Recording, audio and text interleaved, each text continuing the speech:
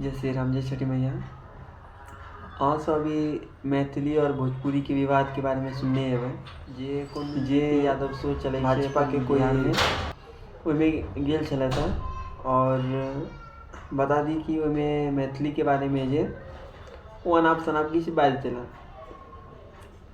ओहिमे जे छै अपन के जे मैथिली के जे भाषा के दर्जा मिललै है ओहि के विषय में वो किछु कहने चले था कि छोट के अधिकार मिल गए, बड़ के नहीं मिल रहे। तो जहाँ तक हम बता दी कि हम सब भाषा के सम्मान करै छियै। ओहिमे अपन बिहार के तीनों भाषा के सम्मान होइ छै। मैथिली अगर अपन धड़कन छियै तो भोजपुरी और मगही अपन किडनी के समान छै। जे धड़कन बिना नहीं किडनी के काम हेतै, नहीं किडनी अगर एकोटा अगर किडनी हट जाए तो फिर धड़कन से कोई मदद नहीं छै। मतलब एकजुट कऽ के रखै छै। एहिमे तीनों भाषा के आम भूमिका छै अपन अपन क्षेत्र में, और तीनों भाषा के सम्मान छै। क्यों एकटा व्यक्ति के बजला से ओहन कोई खास प्रभाव पड़े वाला नहीं छै, लेकिन फिर भी अगर हुनकर एहन व्यवहार छै, सोच रखै छथि, ई बहुत गलत बात छै। एहन सोच बहुत ही गलत बात छै। और वो जेपी यादव शो पर जाकर कोई कॉमेडी शो छै, ओहि पर जाकर ई अनाप शनाप चीज सब बाजला, जैमें और जहाँ तक हम बता दी ई सब के बारे में कि मैथिली के जे छै वो आइसने बहुत प्राचीन भाषा छै। ओकर अपन लिपि छै मिथिलाक्षर, जे मैथिली भाषा के लिपि छै। कोई भी भाषा जे लिखल जाइ छै या पढ़ल जाइ छै ओकर एकटा लिपि होइ छै, ओहि के माध्यम से कोई भाषा पढ़ै छै, लिखै छै, अपना सब बजै छियै। तो ओ जे छै मैथिली के अपन लिपि छै, जैमे विनय बिहारी जी के जे कहे के तात्पर्य छियै कि मैथिली के भाषा के जे दर्जा मिल गेलै है ओहिमे भोजपुरी के नहीं मिललै। तो हम बता देबे चाहे छी कहियो अहाँ सब चोली साया ब्लाउज से आगे बढ़बे नहीं केलिए। विनय बिहारी जी के ई कहनाम छै कि मैथिली के जे छै भाषा के दर्जा मिल गए है, भोजपुरी के केला नहीं मिले भाषा के दर्जा। तो भोजपुरी के भाषा के दर्जा ओकरो कार्य चालू छै, संघर्ष सब के चालू छै, एक दिन में नहीं किछु भऽ रहल छै। ओहिमे समय लगै छै, समय देबऽ पड़ै छै। ओहिमे जे छै समय लगै छै। कोनो जे प्रस्ताव संसद भवन में पास हुई छै ओहिमे कनी समय लगै छै। ओहिमे भी सांसद विधायक अपन अपन जगह पर बात राखि रहल छथिन, ओहो कार्य चालू छै। लेकिन अहाँ जे छै ओहि विषय पर नहीं ध्यान दऽ कऽ अहाँ चोली साया ढोरी ब्लाउज से आगे बढ़बै तब ने वो चीज हेतै।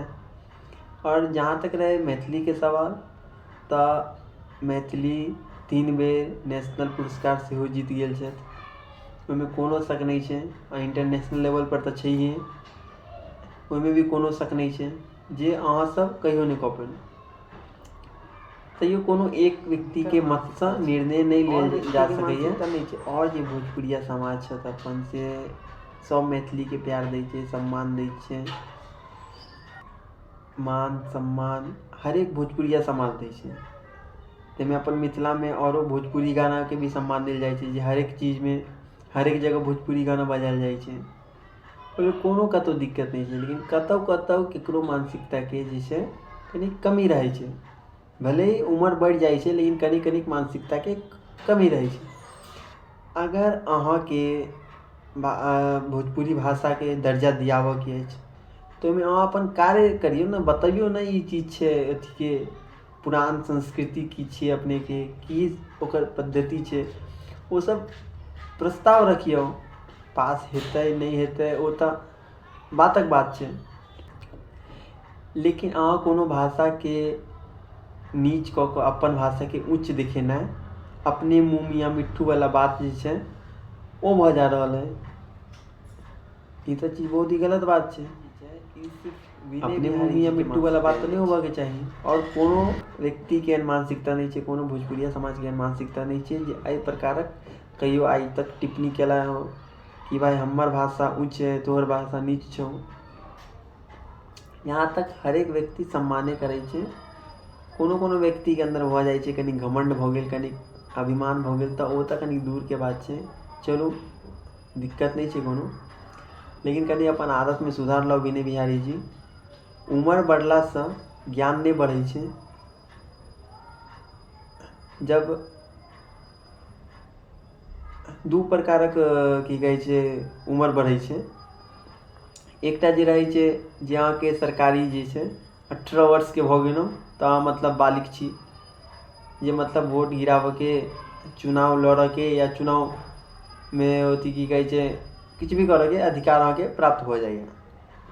एकटा होइ छै जे भले 50 सालके भऽ गेलहुँ लेकिन दिमाग है बचपनावला, वहीवला अहाँके दूसरा ऑप्शन है। दोसर वाला जे है वहीवला है, वहीं पर अथी की कहै छै लागू होइए।